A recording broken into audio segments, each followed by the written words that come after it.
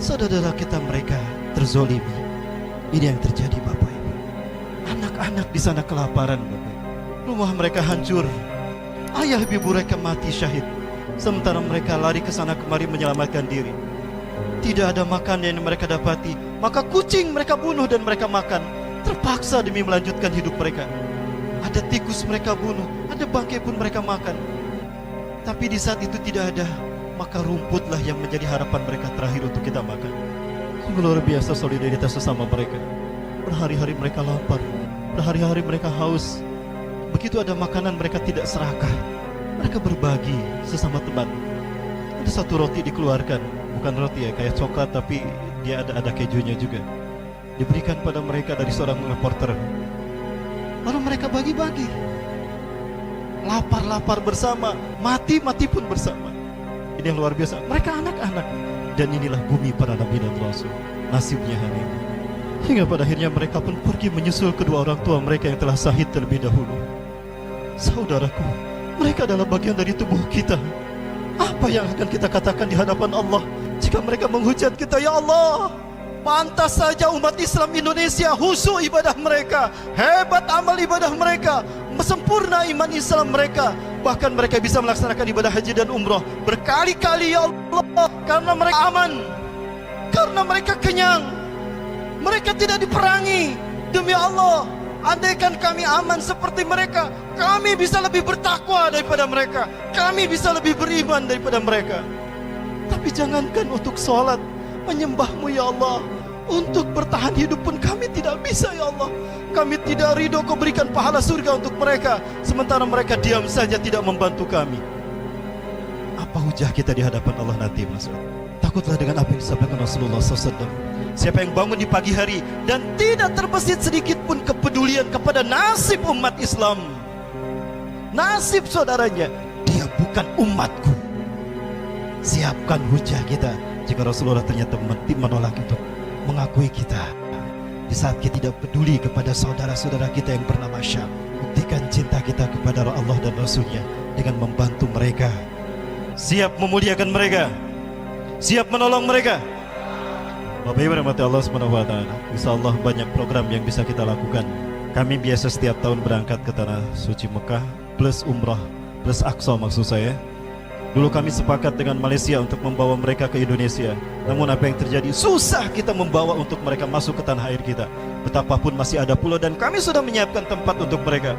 Susah Bapak Ibu, setumpuk peraturan yang intinya menghalangi kami. Tapi di depan mata kami, orang-orang bermata sipit mudah mereka lalu lalang masuk ke negeri ini. Betul?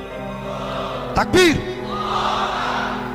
Sakit hati ini Bapak sekalian. Orang yang sudah jelas-jelas nyawanya terancam, mereka larang. Tapi mereka yang negaranya aman, hanya karena ingin mendapatkan second home, mudah sekali mereka datang keluar masuk ke bangsa ini. Hati-hati Bapak Ibu. Rasulullah SAW telah menyatakan, mungkin inilah bukti dari kebenaran hadis beliau. Kiamat tidak akan terjadi sehingga kalian akan berperang dengan satu bangsa, satu kaum, sipit mata mereka, merah kulit mereka, pesek hidung mereka, dan wajah mereka lebar seperti tameng. Siapa yang Rasulullah maksudkan? Sudah masukkah mereka ke negeri kita? Sudahkah mereka berdatangan ke bangsa ini? Lalu apa yang akan kita lakukan? Kalau bukan bangkit berjuang bersatu berjamaah di bawah satu komando ulama dan habaib kita. Siap? Siap bentengi negara kita? Siap jaga kedaulatan NKRI? Buktikan cinta kita pada Allah dengan berjuang sampai syahid membela kedaulatan bangsa ini. Takbir! Bapak Ibu dan Allah SWT, buktikan cinta kita kepada mereka. Satu kebanggaan bagi kita bahwa ternyata Rasulullah pernah menyebutkan merah putih dalam hadisnya. Ini yang membuat saya bangga. Betapapun kita carut marut dewasa ini, tapi pada akhirnya saya tetap bangga, karena ini merupakan isyarat polemik gejolak politik hari ini, panasnya geopolitik bangsa kita hari ini, merupakan isyarat bahwa Allah akan memilih kita, sedang menguji kelayakan kita. Layakkah kita memimpin dunia? Ini hadisnya Pak Muslim. Ini ada hadis Rasulullah SAW. Memang dalam hadis ini Rasulullah SAW tidak menyebutkan Indonesia, namun dalam hadis ini beliau menyebutkan merah putih. Tentang makna merah putih ini saya tanyakan kepada beberapa syekh yang saya temui di Palestina, di Timur Tengah sana juga. Salah satunya adalah Syekh Ali Yaqub Al-Abbasi, beliau ketua Rabitah Ulama Palestina. Setelah saya salat subuh berjamaah di Masjid Kibli, Ini Al-Aqsa Bapak Ibu. Jadi Al-Aqsa itu luas. Ini Al-Aqsa. Disinilah dulu berdiri istana Nabi Daud dan Nabi Sulaiman. Namun karena bangsa Yahudi Bani Israel mereka maksiat di sini, mereka berbuat dosa mengotori ini dengan kemaksiatan bumi para Nabi dan Rasul yang suci ini.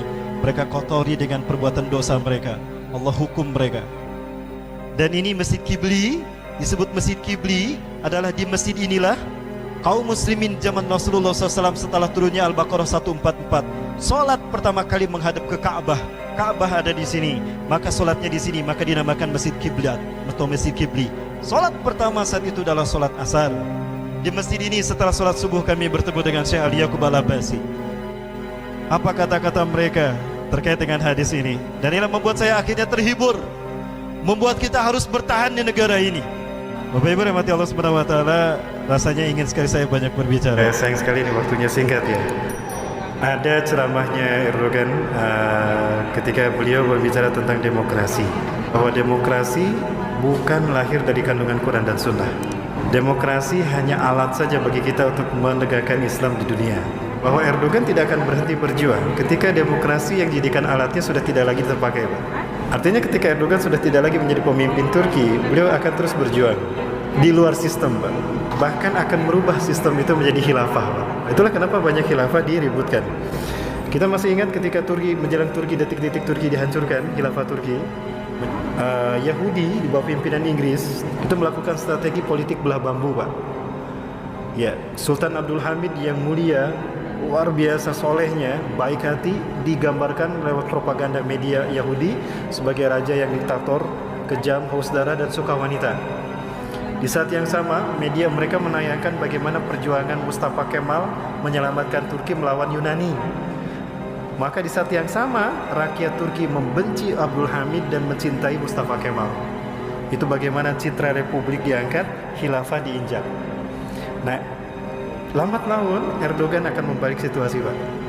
Anak terbesar saya berada di Istanbul sekarang, sedang kuliah di sana. Beliau memberitakan terus bagaimana perkembangan Turki hari ini. Memang di Ankara itu sudah muncul kekuatan-kekuatan anti Erdogan, termasuk di Istanbul, Pak. Tapi ternyata itu kekuatan yang tidak bisa menggoyahkan posisi Erdogan. Betapapun Erdogan dibatasi oleh jabatan politiknya, ya, Erdogan sudah menjalin kerjasama dengan beberapa pemimpin dunia. Salah satunya pemimpin Hamas, Pak. Artinya ketika Erdogan sudah berbicara Al-Aqsa, maka beliau akan meninggalkan Turki, Pak. Beliau akan memegang umat Islam dunia. Saya tidak akan pernah berhenti betapapun saya tidak lagi menjadi presiden Turki. Ini bukan sistem kita. Sistem kita adalah khilafah ala minhaji nubuwah. Itu yang dikatakan Erdogan. Artinya Erdogan akan berjuang terus sampai nanti khilafah tegak di bumi Palestina.